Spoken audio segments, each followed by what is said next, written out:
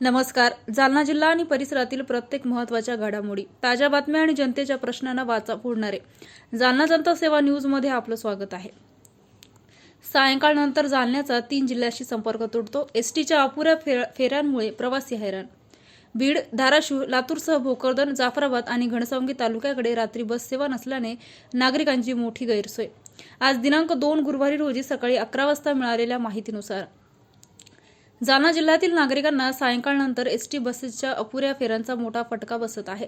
बीड, धाराशिव आणि लातूर या 3 जिल्ह्यासह भोकरदन, जाफराबाद आणि घनसावंगी तालुक्यांकडे रात्रीच्या वेळेत नियमित बस सेवा उपलब्ध नसल्याने प्रवासी, व्यापारी, विद्यार्थी आणि नोकरदारांना तासनतास बस स्थानकावर प्रतीक्षा करावी लागत आहे.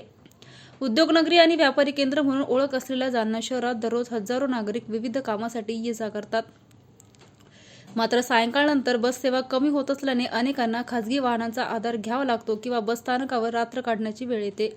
विशेषतः भोकरदन, जाफराबाद आणि घनसावंगी तालुक्यातील नागरिकांना रात्री उशिरा शहरातून गावाकडे परतण्यासाठी मोठ्या अडचणीचा सामना करावा लागत आहे.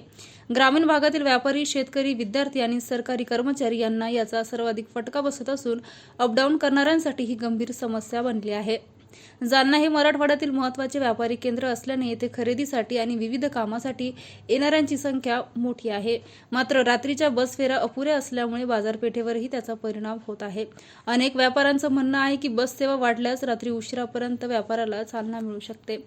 प्रवाशांनी जालना आगार प्रशासन आणि महाराष्ट्र राज्य मार्ग परिवहन महामंडळाने रात्रीच्या बस फेऱ्या वाढवाव्यात, शेवटच्या बसच्या वेळेत बदल करावा आणि प्रमुख मार्गावर नियमित सेवा सुरू करावी अशी मागणी केली आहे.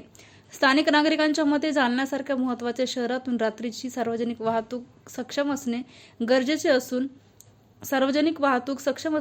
असून याकडे प्रशासनाने तातडीने लक्ष देण्याची आवश्यकता आहे. अशाच विश्वासार्ह बातम्यांसाठी आमच्या चॅनलला आता सबस्क्राईब करा. इंस्टाग्राम आणि फेसबुकवर फॉलो करायला विसरू नका.